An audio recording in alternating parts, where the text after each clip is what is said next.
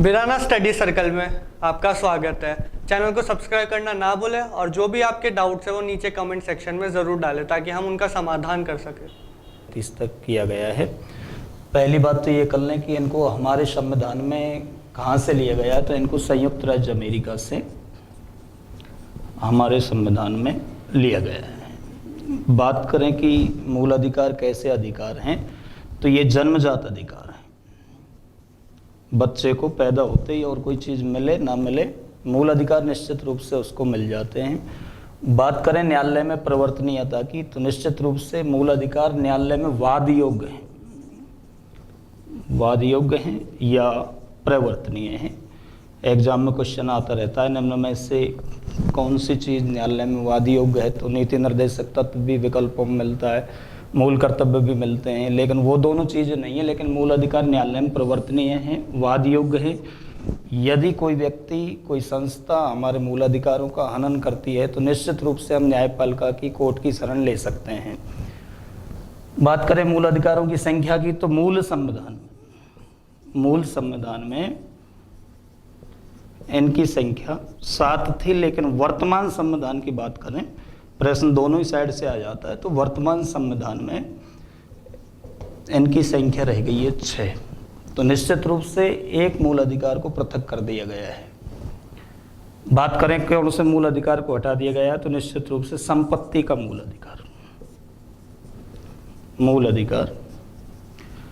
हटा दिया गया, और इसके हटने के बाद इनकी संख्या रह गई है केवल 6। संविधान में किसी भी चीज़ को हटाने के लिए और जोड़ने के लिए संशोधन की आवश्यकता होती है, तो संपत्ति के मूल अधिकार को हटाने के लिए भी संशोधन करना पड़ा। 44वें संविधान संशोधन 1978 के द्वारा संपत्ति का मूल अधिकार, प्रधानमंत्री थे उस टाइम पर मोरारजी देसाई के शासनकाल में इस मूल अधिकार को हटा दिया गया। तो इस लाइन से अपन के 2-3 प्रश्न पुटअप होते हैं। पहली बात तो यह, निम्न में से हटाया गया मूल अधिकार है, तो संपत्ति का मूल अधिकार किस संशोधन से हटा दिया गया, तो 44वें से।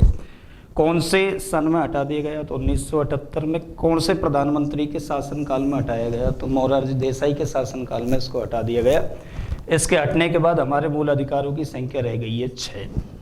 बात करें कि हटाने से पहले संपत्ति का मूल अधिकार कौन से अनुच्छेदों में था, तो ये 2 अनुच्छेदों में था।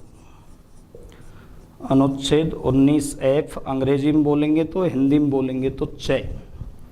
इसमें इसका नाम था संपत्ति की स्वतंत्रता का अधिकार, और एक था अनुच्छेद 31, इसमें इसका नाम हुआ करता था संपत्ति का मूल अधिकार। इन 2 अनुच्छेदों में इसकी स्थिति हटने से पूर्व थी। अब बात करें वर्तमान में संपत्ति का अधिकार मूल अधिकार तो नहीं है, कैसा अधिकार है, तो निश्चित रूप से वर्तमान में ये कानूनी या विधिक अधिकार है। एग्जामों में आता रहता है, वर्तमान में संपत्ति का अधिकार है, तो ये कानूनी विकल्प में कानून नहीं मिले, विधिक शब्द मिलेगा, विधिक अधिकार है। पहले इसकी स्थिति अनुच्छेद 31 में थी, वर्तमान में इसे 31 से हटा करके 300 के, अंग्रेजी में बोले तो 300A में इसको प्रतिस्थापित कर दिया गया है। बात करें प्रत्येक मूल अधिकार की, तो 6 मूल अधिकारों को अब हम क्रम से पढ़ेंगे। 6 में पहला मूल अधिकार है समानता का मूल अधिकार, जिसका उल्लेख अनुच्छेद 14 से 18 तक कुल 5 अनुच्छेदों में किया गया है। प्रत्येक अनुच्छेद में अलग अलग तरीका से भारतीय नागरिकों को समान करने की कोशिश की गई है।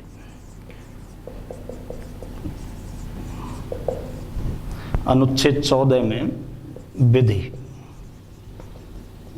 के समक्ष समानता का उल्लेख है। कानून की दृष्टि में तमाम भारतीय नागरिक एक समान माने जाएंगे, कानून किसी भी नागरिक के साथ कोई भेदभाव नहीं करेगा। अनुच्छेद 15 में जाति,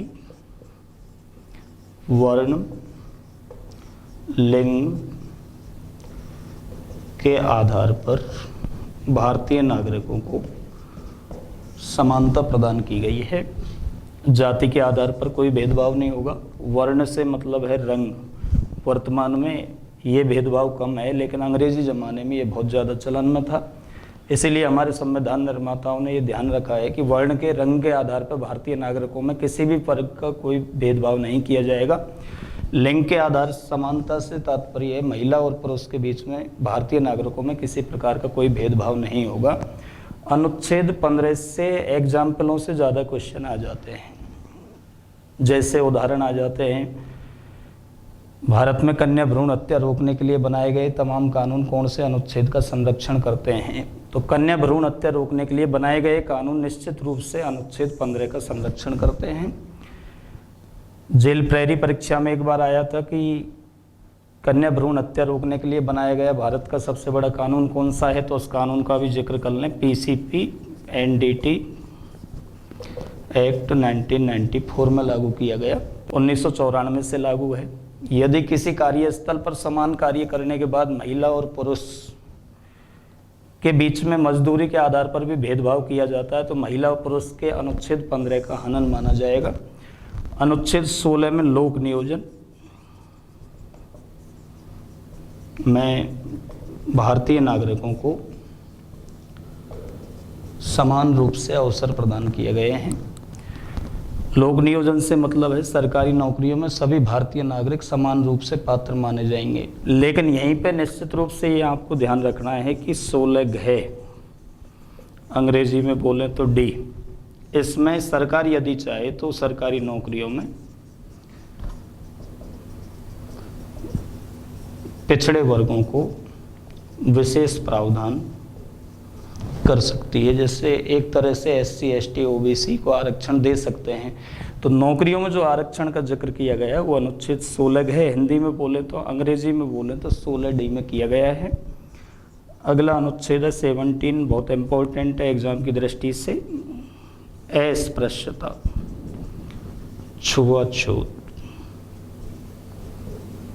का अंत किया गया है, छुआछूत की समाप्ति की गई है।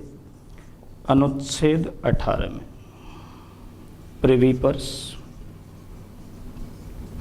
या विशेष अधिकारों या उपाधियों का पूरी तरह से अंत किया गया है। लेकिन वर्तमान भारत में सेना और शिक्षा की उपाधियों को वैलिड किया जाएगा, उपाधियां मान्य होंगी। यदि किसी व्यक्ति को सेना ने कर्नल बनाया है, सरकारी रिकॉर्ड में उसके नाम के आगे कर्नल लिखा जाएगा। यदि आप MBBS करते हैं तो रिकॉर्ड भी आपके नाम के सामने डॉक्टर जोड़ा जाएगा, क्योंकि ये उपाधि शिक्षा से रिलेटेड है। कर्नल, ब्रिगेडियर, सूबेदार, हवलदार, ये सारी उपाधियां सेना से संबंधित हैं। तो ये पहला मूल अधिकार है हमारा, अनुच्छेद 14 से 18 है। 14 कानून की दृष्टि में तमाम भारतीय नागरिक समान माने जाएंगे। 15 में जाति के आधार पर, जन्म स्थान के आधार पर, रंग के आधार पर, लिंग के आधार पर कोई भेदभाव नहीं होगा। 16 में नौकरियों में समान अवसर प्रदान किए जाएंगे, लेकिन निर्धारित योग्यता के बाद। 16 या 16D में नौकरियों में सरकार चाहे तो पिछड़े वर्गों को विशेष प्रावधान कर सकती है, आरक्षण दे सकती है। 17 में छुआछूत को मिटाने का प्रयास किया गया है। 18 में उपाधियों, प्रिवी पर्स, विशेष अधिकारों को समाप्त कर दिया गया। लेकिन 2 क्षेत्रों की उपाधियां मान्य होंगी, सेना की और शिक्षा की। तो ये तो था हमारा पहला मूल अधिकार, समानता का मूल अधिकार। दूसरा मूल अधिकार है स्वतंत्रता का मूल अधिकार। अनुच्छेद 19 से 22, 19, 20, 21 और 22 में भारतीय नागरिकों को अलग अलग तरीके से स्वतंत्र करने की कोशिश की गई है। पहले बात करें अनुच्छेद 19 की, तो इसमें 6 प्रकार की स्वतंत्रताओं का उल्लेख है। पहले 7 प्रकार की स्वतंत्रताएं हमको दी गई थी, लेकिन मैंने आपसे शुरुआत में भी जिक्र किया है 19F को 1978 में हटा दिया गया, क्योंकि वो संपत्ति की स्वतंत्रता का अधिकार था। अब इसमें 6 प्रकार की स्वतंत्रताएं हैं। वाक, अभिव्यक्ति, प्रेस, जो लोकतंत्र का चौथा स्तंभ है, इनको स्वतंत्रता दी गई है। दूसरी, निरायुध सम्मेलन, सम्मेलन की स्वतंत्रता। तीसरी है संघ बनाने की स्वतंत्रता।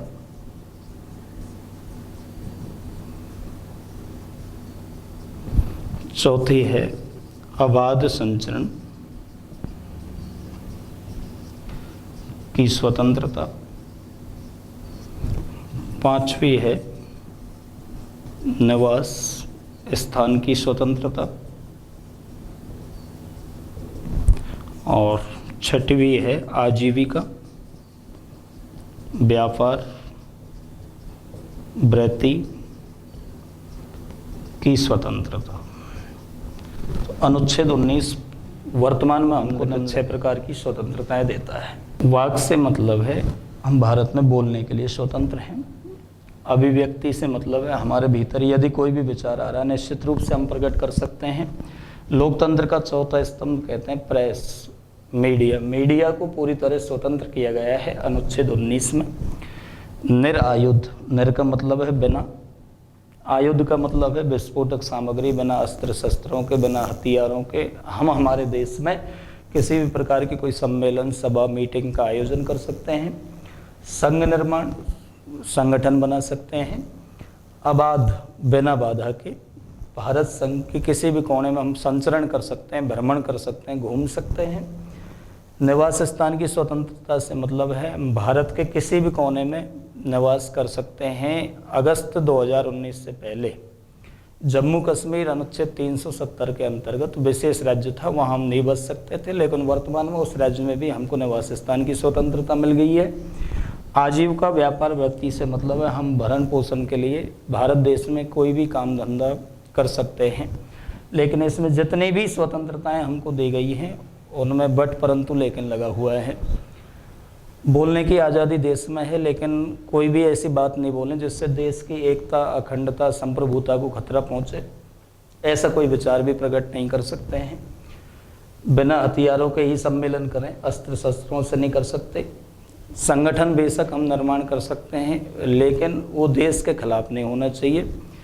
बेरोक टोक घूम सकते हैं, लेकिन उसके उद्देश्य कोई गलत नहीं होने चाहिए। कहीं पे भी बच सकते हैं। आजीविका, व्यापार, वृत्ति करने के लिए स्वतंत्र हैं, लेकिन वही काम कर सकते हैं जो कानून की दृष्टि वैध हों। अवैध कार्यों की पूरी तरह से रोक लगाई गई है। अनुच्छेद 20 को समझने के लिए निम्नलिखित 5 तथ्यों पर हमको गौर करना पड़ेगा। इसको समझने के लिए पहली बात तो ये है कि जब तक हमने विधि की धारा का उल्लंघन किए पुलिस किसी नागरिक को गिरफ्तार नहीं कर सकती है। दूसरा तथ्य अपन ये देखें, स्वयं को स्वयं के खिलाफ, स्वयं के खिलाफ गवाही देने के लिए बाध्य नहीं किया जाएगा। किसी भी नागरिक को मुकदमा हेतु वकील करने की छूट होगी। एक अपराध के लिए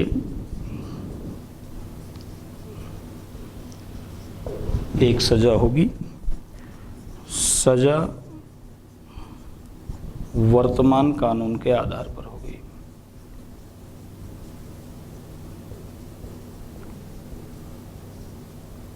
भूत या भविष्य के आधार पर किसी व्यक्ति को दंडित नहीं किया जाएगा। इस अनुच्छेद में से इन लाइनों से कोई एक लाइन प्रश्न में डाली जाती है। हमसे ये पूछा जाता है कि कौन से अनुच्छेद का हनन हुआ है। जैसे किसी व्यक्ति को अकारण ही पुलिस ने गिरफ्तार कर लिया है, व्यक्ति के कौन से अनुच्छेद का हनन हुआ है। तो बिना विधि की धारा के उल्लंघन के पुलिस ने गिरफ्तार किया है, तो निश्चित रूप से उस व्यक्ति का अनुच्छेद 20 का हनन हुआ है।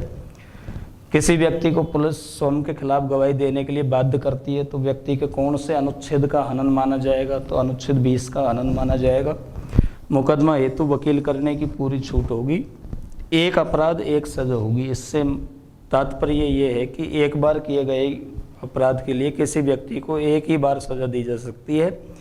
सजा वर्तमान कानून के आधार पर होगी, भूत और भविष्य के आधार पर नहीं होगी।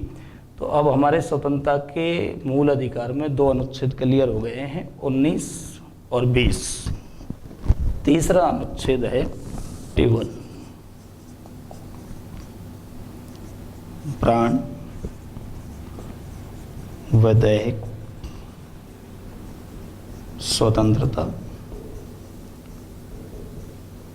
गरिमापूर्ण जीवन जीने की छूट प्रदान की गई है।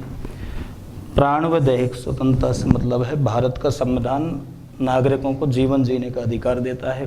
कभी कभार आपसे ये पूछा जाए कि क्या भारत में आत्महत्या का अधिकार है, तो भारत में किसी भी व्यक्ति को आत्महत्या का अधिकार नहीं है, खुद को समाप्त करने का अधिकार नहीं है। प्राणों को रखने का, जीवन जीने का अधिकार है और जीवन भी गौरवपूर्ण हो।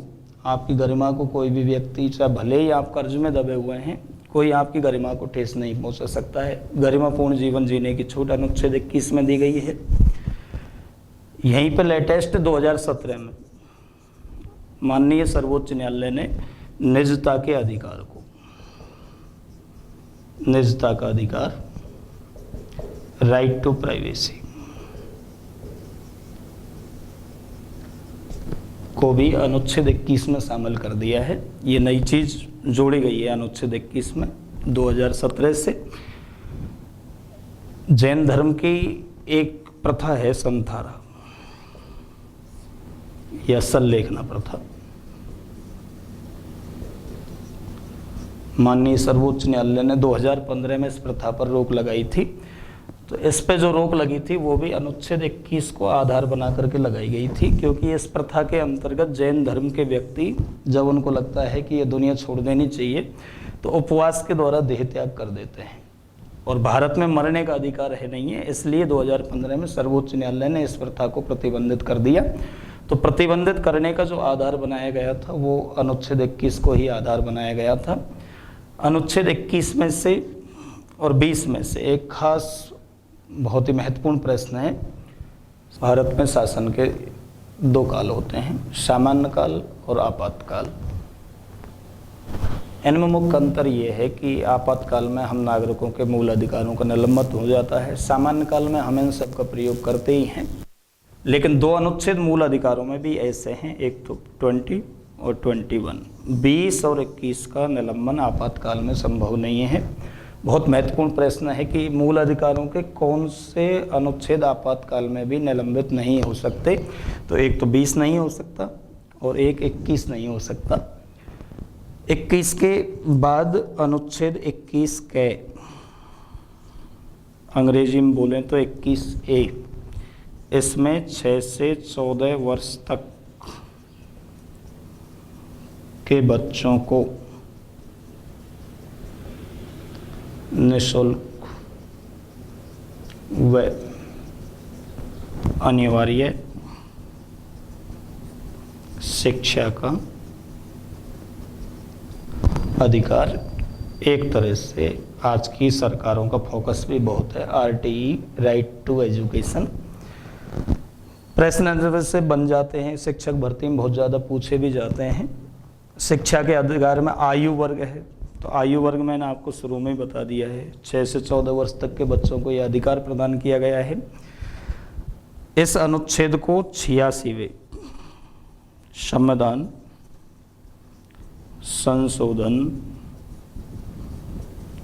2002 के आधार पर शामिल किया गया।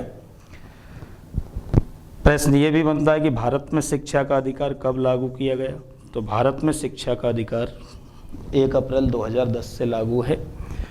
बात करें कि 21 में से 21 के क्यों बनाया गया, तो इसका भी कारण यह है कि शिक्षा से मनुष्य जीवन का गौरव बढ़ता है, मनुष्य जीवन की गरिमा बढ़ती है, और गरिमापूर्ण जीवन अनुच्छेद 21 में है। इसलिए शिक्षा का जो अधिकार है वो अनुच्छेद 21 के या 21A में शामिल किया गया। अब स्वतंत्रता के अधिकार में अंतिम अनुच्छेद है हमारा 22, अनुच्छेद 22।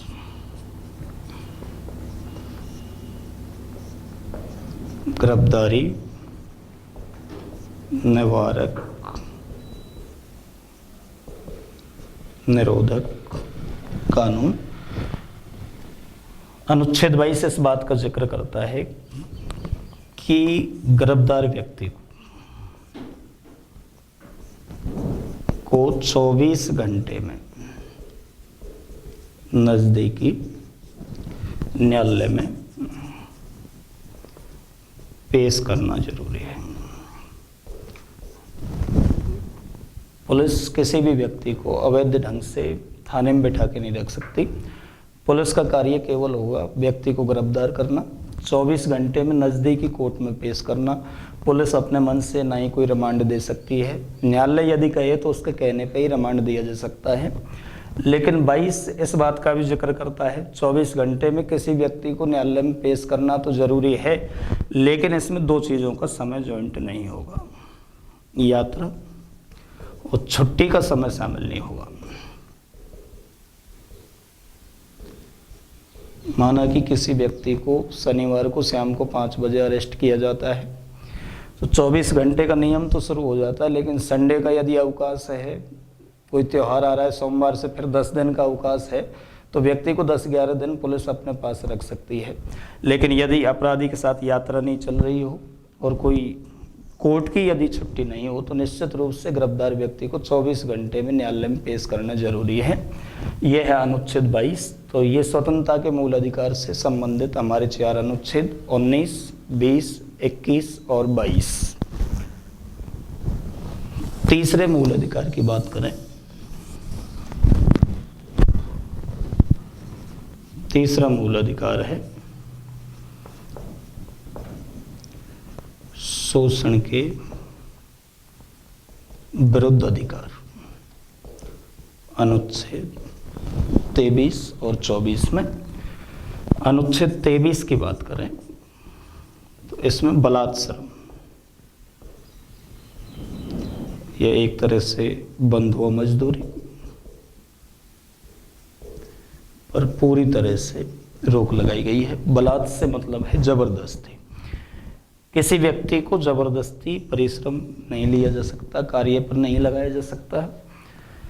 राजा महाराजाओं के टाइम पे बंधुआ मजदूरी राजस्थान के लेवल पर उसको सागड़ी प्रथा कहते थे।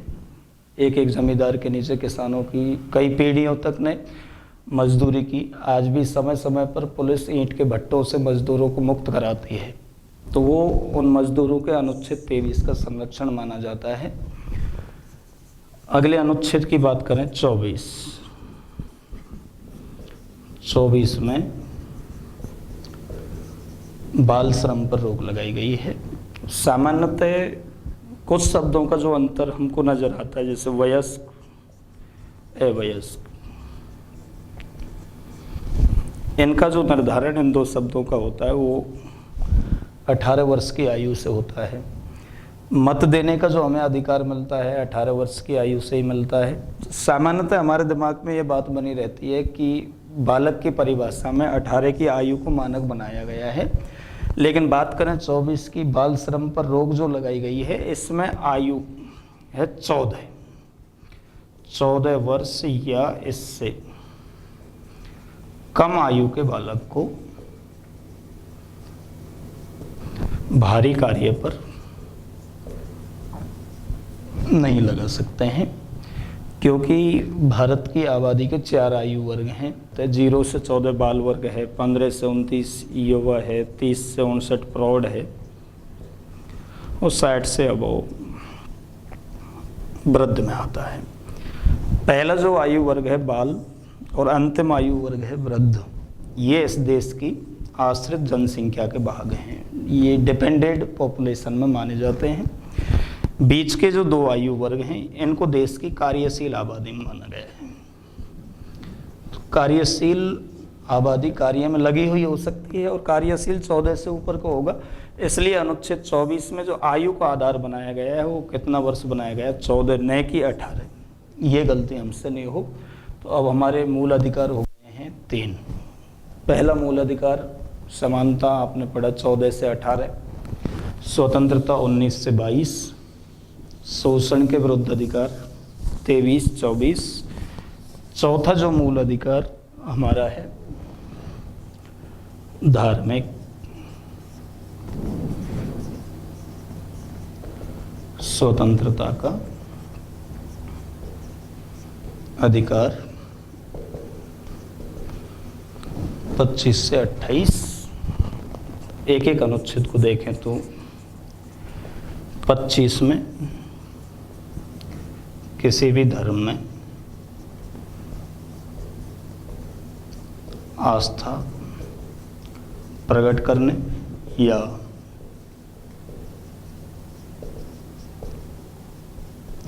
अंतःकरण की छूट दी गई है। वैसे हम ये जानते भी हैं कि भारत एक धर्मनिरपेक्ष पंथ निरपेक्ष देश है, सभी धर्मों का समान रूप से आदर करता है। 25 इस बात को कहता है हम किसी भी धर्म में अपनी आस्था प्रकट करने के लिए इस देश में स्वतंत्र हैं। अंतःकरण से मतलब है हम किसी धर्म के धार्मिक विचारों को अपना सकते हैं। मुसलमान है, दाढ़ी रखेगा, टोपी लगाएगा, स्वतंत्र है क्योंकि उसे अनुच्छेद 25 में लगा हुआ है। हिंदू कोई चोटी रखाएगा या तिलक लगा के चलेगा तो अनुच्छेद 25 के अंतर्गत स्वतंत्र माना गया है।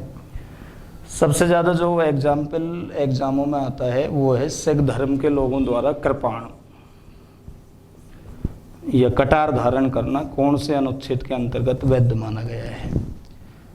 तो हम कोई हवाई जहाज में, ट्रेन में कटार लेकर के यात्रा नहीं कर सकते, लेकिन सिख धर्म का व्यक्ति निश्चित रूप से कर सकता है। ऐसा करने के लिए उसे अनुच्छेद 25 स्वतंत्रता देता है। अगले अनुच्छेद की बात करें 26 धार्मिक कार्यों के प्रबंध की छूट दी गई है। हम हमारे धर्म से संबंधित किसी भी कार्य को आयोजित कर सकते हैं, इसके लिए हमें छूट मिली हुई है 26 में। 27 बड़ा महत्वपूर्ण है, धार्मिक आय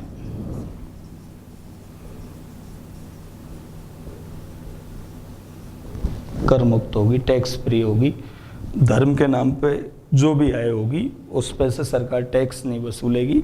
इसका जो प्रावधान है वो अनुच्छेद 27 में किया गया है।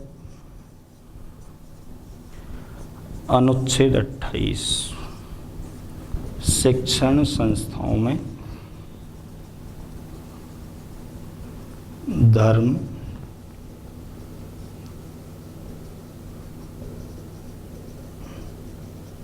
विशेष की शिक्षा पर रोक लगाई गई है। शिक्षण संस्थाएं जैसे कॉलेज, स्कूल, यूनिवर्सिटी, उसमें किसी धर्म विशेष की शिक्षा नहीं दे सकते। ये 4 अनुच्छेदों का जिक्र धार्मिक स्वतंत्रता के अधिकार के अंतर्गत अनुच्छेद 25 से 28 तक किया गया है। नेक्स्ट पार्ट में आप 5वें नंबर का संस्कृति शिक्षा का मूल अधिकार पढ़ेंगे। 6वें संवैधानिक उपचारों का अधिकार, अनुच्छेद 32 के अंतर्गत न्यायपालिका द्वारा जारी की जाने वाली रेट, अब तक के मूल अधिकारों संबंधी सर्वोच्च न्यायालय में दायर वादों का जिक्र नेक्स्ट पार्ट में करेंगे।